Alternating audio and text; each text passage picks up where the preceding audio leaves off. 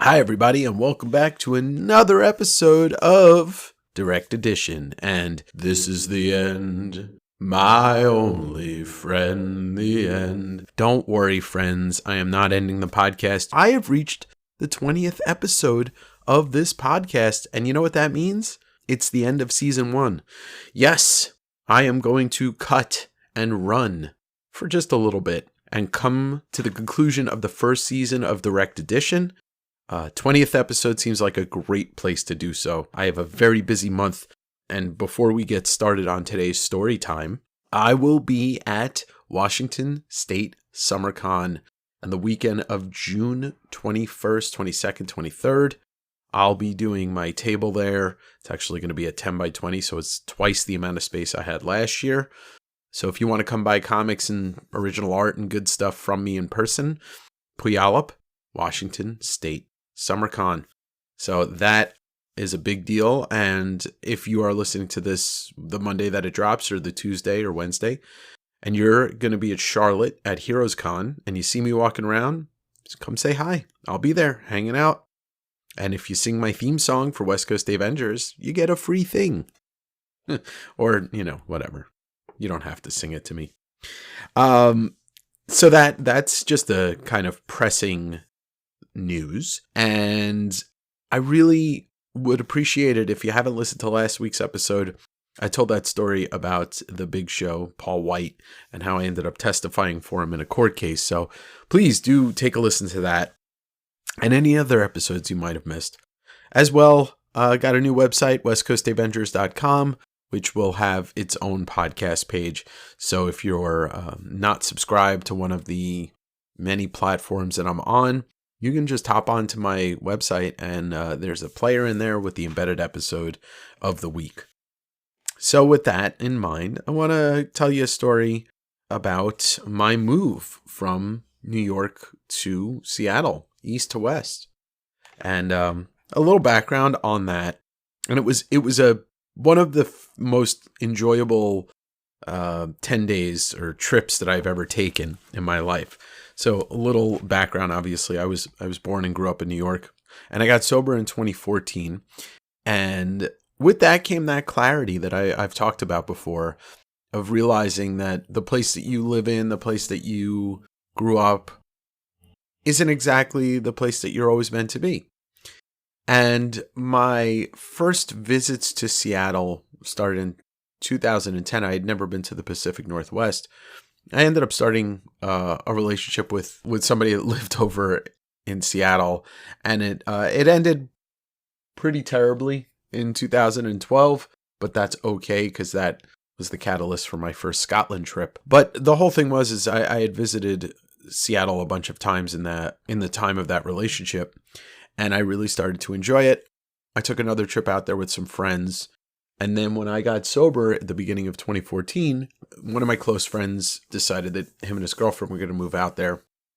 And I think that's kind of like what wormed it into my head. Like, I should move out to the West Coast. I should move to Seattle. I like it there. I've been there. I have friends there, and I will have a good friend there. Flash forward to, I can't remember when I ultimately made the decision. It was probably like June, July, somewhere around there.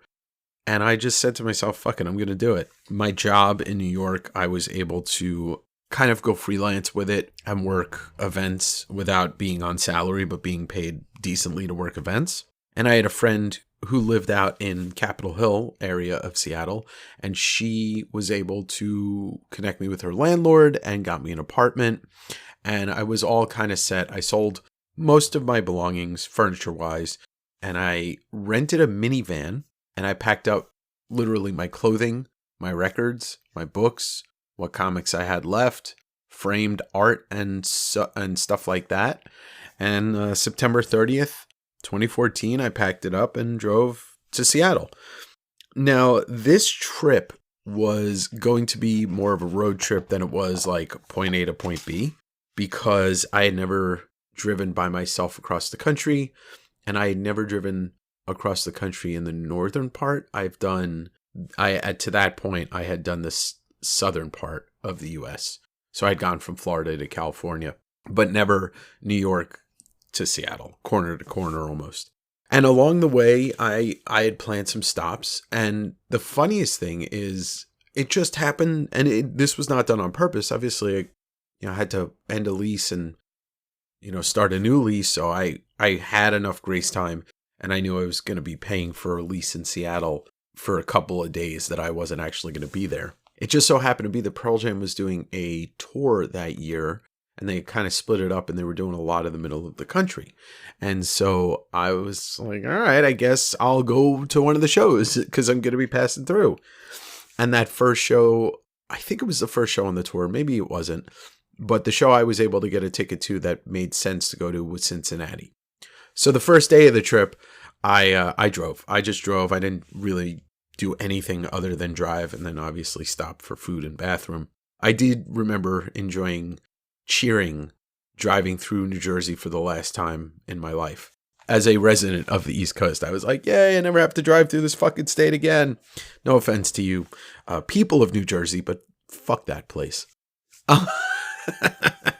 But I believe I drove from New York to Columbus, Ohio in one day. It's about 12 hours, I believe. I remember eating at a taco place that's open real late in Columbus due to a recommendation of an Instagram friend, and it was really good. And then the next day, I might have gone to a comic store the next day, but I can't remember. But the next day I drove to Cincinnati where I would go see Pearl Jam. I had bought a ticket. It was like a nosebleed seat, a smallish arena in Cincinnati because it's not like home to a major sports team. But I figured I'd hang around the area outside of the arena, maybe starting around 4 or 5 o'clock to see if I could find like a 10 club member that had an extra ticket that I could just trade up or, sell mine for $25 and pay full price for the other. I really didn't care. I just was happy to be in the building, but I know that the way that the fans work at Pearl Jam shows and people with extra 10 club tickets will sell them for face value if they can find somebody. So I'm standing out there and some girl walks by, and I got to be honest, I was just kind of looking at her, checking her out because she was really cute. That's all. But she was standing around with a friend, and I think they had a couple of tickets, and some scalper came up to her and was like trying to buy the tickets for like 10 or $15, and he was really annoying her. And she kept like kind of saying, no, I'm just waiting for my friends. And so I kind of realized that she did have an extra ticket just the way she was saying it. And so when that guy was like bothering her, I just kind of walked over to her. I said, hey, you have an extra ticket? And she says, oh, you're a fan? I'm like, yeah, I'm a diehard Pearl Jam fan. And I think she heard something in my voice, and she said, are you from New York? I'm like, yeah, Long Island, and I lived in Queens. And she's like, oh, no shit, I was born in the Bronx. And we struck up a conversation, and she told me her name is Liz, and I introduced myself. And we just kind of talked for like 20 minutes about growing up in New York, and she asked what I was doing out there, and I told her I was moving out to Seattle, and it just so happened that they were playing a show, and that became part of the plan. And so I met her friend Rachel, and I guess some other guy, and then Liz's boyfriend, and she was like, oh, my mom is a nurse, and she got us tickets, but she wouldn't tell me the full story. But she was like, look, she's like, if you want the ticket, you can just have it. And so I sold mine for like whatever. And I think I gave her the money, or I was like, or I'll buy you a beer or whatever it is. Anyway, we went to the show. What she didn't tell me until we got to the seats, and I understand because she didn't want somebody to take advantage of the situation, was that her mom is a nurse that worked with kids with a rare disease known as EB. I know I'm going to fuck the name up, but it's like epidermis something bullosis. It's a rare skin disease. And then I met her mom, Jerry, and we went to our seats, and it was in literally where the penalty box is for the ice, because a minor league hockey team plays in Cincinnati. And I'm like, why are we in these seats that are like 2 feet off the floor and direct vision to the stage? And she's like, oh, well, Eddie took an interest into the disease and he's working with them to help raise money.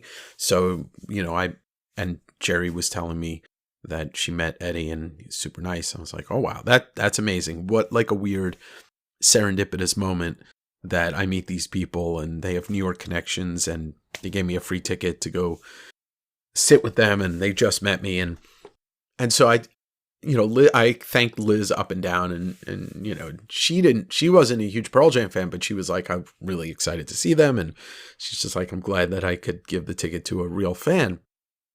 And I was talking to Jerry and I told her, I said, I wouldn't be surprised if Eddie mentions you during the show and possibly puts a spotlight on you if he finds where you're sitting. He likes to make people feel special. That's it. That's the end of the statement. And of course, true to my idea and my thoughts about the situation, right before they played Wish List, Eddie talked about the disease, EB, and talked about Nurse Sherry, and boom, all of a sudden there was a spotlight on our seats. It was wild, and it was such a great show and a great moment, but it was just like this perfect way that the universe just works out to start this trip on this decision I made to kind of blindly move across the country. And so that was night one. I really didn't think that it could get any better, but lo and behold, it was just a fantastic week. I had stopped off in Chicago to gift my friend Evan, who is a newer friend, Evan Weiss, a framed Ron Hextall signed Philadelphia Flyers jersey. And I spent the day in Chicago and he showed me around and he let me crash at his place and took me to all his favorite spots, and including Parsons for fried chicken. And then from there, I made my way up to Milwaukee, the good land in Wisconsin, to see my friends Trapper and his brother Tanner. And I got to just kind of hang around Milwaukee for the day. And one of the other spots on my trip that I had planned was a special place that some of you may have heard. Oh, wow, I'm looking at a picture of me from this trip from 10 years ago with no gray in my beard. And it's a place that some of you may know and may have heard, especially if you're a Neil Gaiman fan. It's the House on the Rock in Wisconsin. It is the setting for his award-winning book American Gods. It's where basically the last act plays out, and it's a real place. And I had always wanted to visit it ever since I had read that book, and it was amazing. I think it's in a town called Spring Green. I had planned to stay at the inn at the House on the Rock and visit it. Now, I can't completely explain what the House on the Rock is. It was made by a guy who apparently asked Frank Lloyd Wright to make it, and Frank Lloyd Wright told him he was fucking crazy and it would never happen. So the guy took his money and started building it himself, physically, moving lumber up a small mountain. And the inside of the house is like the inside of Tim Burton's brain. This guy collected things. He had automated music instruments that he put together in rooms, collections of dolls and models and weapons. It's a trip. It literally is the weirdest, most unique place I could ever think of. So much so that since that first time, I have actually been back there 2 more times on one cross-country road trip and then with my ex. And if you live anywhere near Chicago, Milwaukee, anywhere in that area within like a 4 or 5 hour radius, you have to go see it.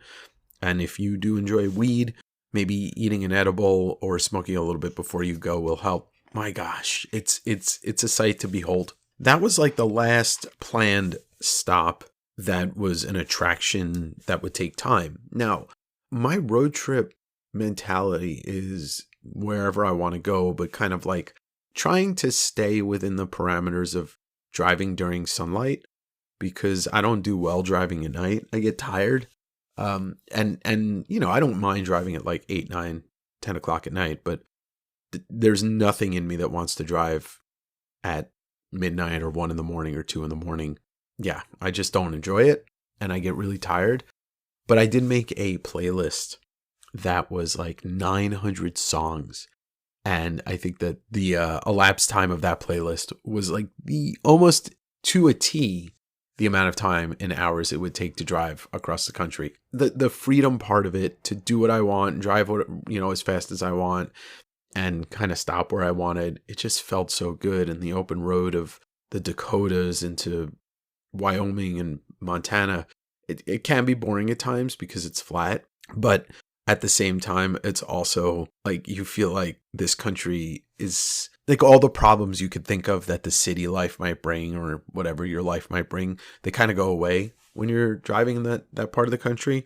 I made it a point to stop at Mount Rushmore because I hadn't been there since I was a young kid, and I loved it. I mean, I don't care for the whole history of the country and the presidents and the slavery owning, all that shit.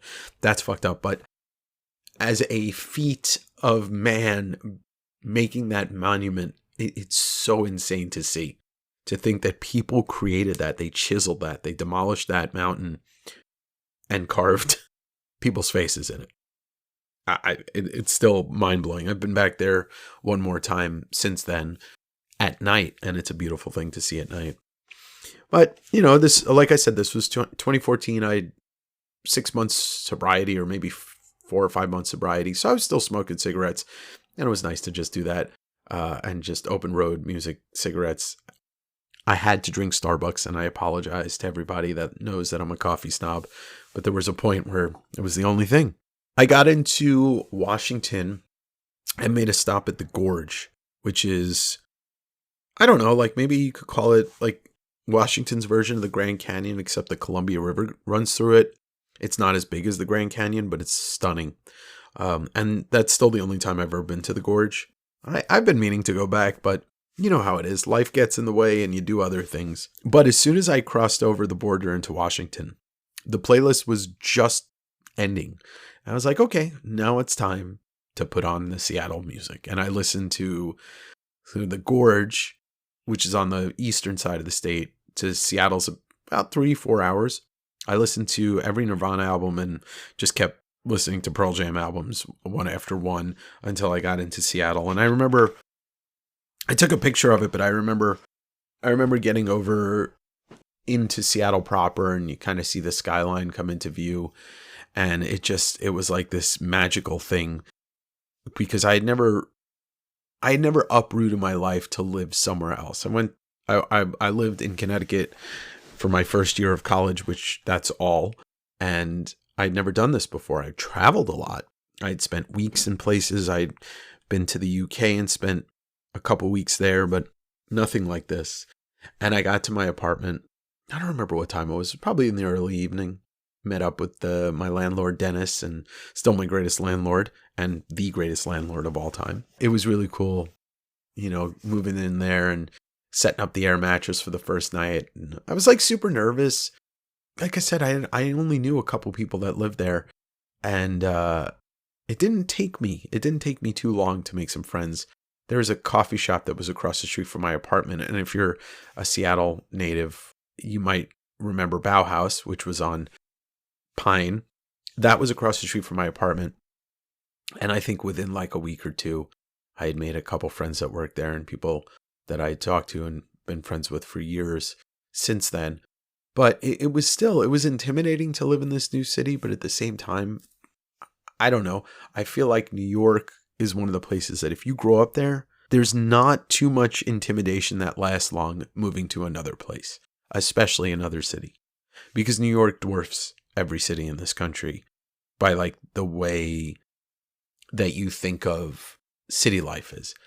It's not the biggest by area, Chicago and LA and Dallas. You can walk from one end of Manhattan Island to the other and pass 100,000 people in that time. Like when you think about it, like the amount of people you pass on the street in New York every day is like the population of most small cities. So I remember the first couple things I noticed about Seattle. One was the sidewalks were huge. Even though the sidewalks are probably the same size they are in, most other cities. Because there's not as many people, they feel huge. Whereas New York sidewalks feel like they're small because you're literally just avoiding people left and right. The other thing I remember is thinking how quiet it was in Capitol Hill. Now, that didn't last long because the population kept exploding, but because there was nobody that really uses their horns and, not a lot of people yelling at each other or just a lot of yelling or loud noises in general, that made it feel quiet versus, once again, New York. And the apartment that I had lived in Queens before I moved was on Astoria Boulevard, which is also the route for the fire trucks. And, it's a pretty main road, so you get a lot of noise. And so that was just the first two things I noticed. But then the air in Seattle was so much cleaner. I never lived in a place with like super clean air. And, I still love it, the Pacific Northwest. And now that I live in Tacoma, it's even cleaner and quieter. So one of the things that I kind of brings to my mind that I just thought about, and this is comic related, on the road trip in Milwaukee, I stopped off at a comic store and I can't remember the name. I remember what it looks like. It was pretty large. It actually was like two stores combined into one, but the other half of the store, the guy told me, was his storage. But I actually now that I think about it, I went to two comic stores in Milwaukee. And I remember what I picked up at the one comic store. The Jason Aaron Thor run had just started, where they introduce Jane Foster as Thor, and you might remember in the movies, played by Natalie Portman. And I picked up the first issue of that because I had heard it was good. And then the big comic store that I was just telling you about, he had copies of the original Thanos Quest, the 2-issue miniseries, and I picked those up. And that just flashed into my mind just because, memory's interesting. Some things you don't remember, and then you start talking about them, and boom, there it is. I remember the coffee shop I went to in Milwaukee, and that was called Alderaan Coffee. And I remember talking to Trapper about it because he's a big Star Wars fan too, and obviously a Star Wars reference. If you're listening to this and you've never driven across the United States, a song just popped into my head and I want to reference it. Blister on Clarity, Jimmy Eat World album. How long would it take me to walk across the United States all alone? But if you've never driven across the United States, it's such a beautiful thing. Honestly, I'm not a patriotic person. Y'all know that. I kind of fucking think that we're all headed for doom and disaster. But I will say this. The United States is such a beautiful country when it comes to seeing it all. If you drove across the United States, you'd be able to see the varied topography and landscapes and the people too, for better or for worse on the people side. But the forests, you go through Utah and it's like all these crazy geometric stone shapes, and Montana and Wyoming have Yellowstone. And like I said, you got Mount Rushmore, you got the Badlands, there's rainforests in Washington State, there's islands in Florida, there's swamps in Florida and Louisiana, there's, this just giant plains in Texas that you can see for miles and miles. California has a little bit of all of it. I definitely encourage anybody and everybody, if they have a week or two off in their life, to drive across the United States, pick a direction, pick a state, go and come back. I know gas isn't cheap and everything's gotten more expensive, but we have so much to see here. And that's just one country. Granted, the United States is a giant fucking country. People talk about in Europe how, you can fly from London to Paris and whatever it is, like 45 minutes or an hour or something. I flew to Amsterdam from London and it was like 45 minutes. And it's like all well and nice, but people are like, oh, well, why don't you go out west or why don't you go out east? Well, yeah, it's a 6-hour flight. But driving it is just such a different thing because you can see so much, you can do so much. You don't have to worry about boundaries because there are none, right? There's state lines are just state lines. They have nothing to do with, having to go through any type of customs or anything. I advocate for anybody that's thinking about it. And if anybody wants to go to the House on the Rock, you should go also.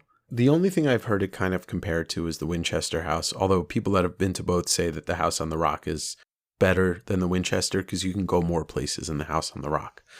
But if you're a Neil Gaiman fan, or you just want to see something that will make your mind spin and also fascinate you, it's worth it.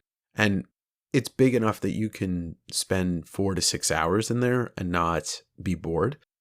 And the town that it's next to, it has a decent barbecue place. There's some places to get coffee.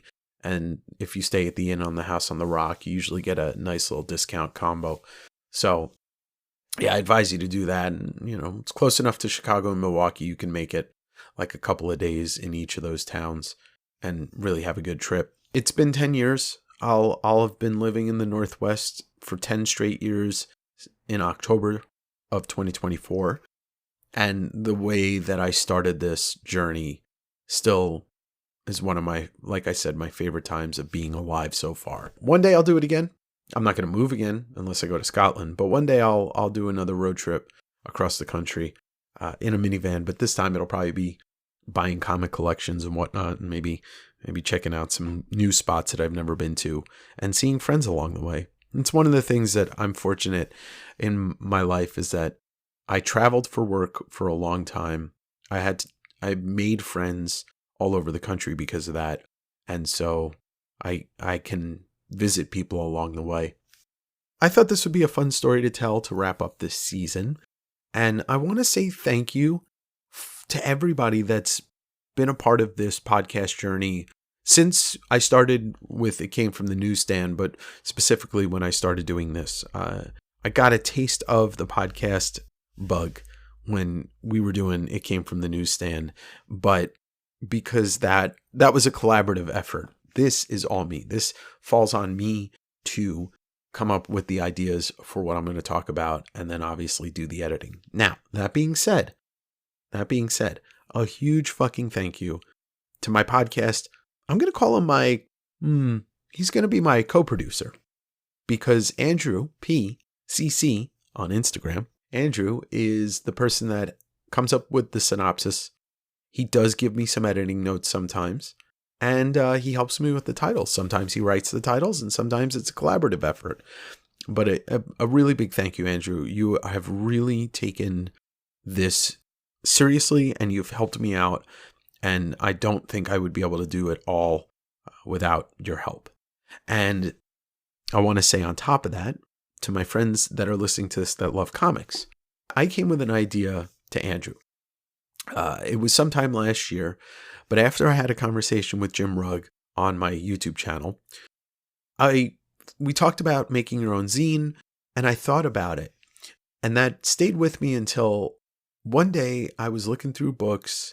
It must have been a nice stack of Jack Kirby books that I was looking at, and I realized that Jack Kirby draws all of these faces, like all such emotive faces. And I came up with this idea. I wanted to do a zine where it was just panels and pages of Kirby books, close up of faces. There were a lot of splash pages that he did that had facial close-ups. And so I was talking to Andrew about it. Andrew thought it was a good idea. And I was like, let's make one.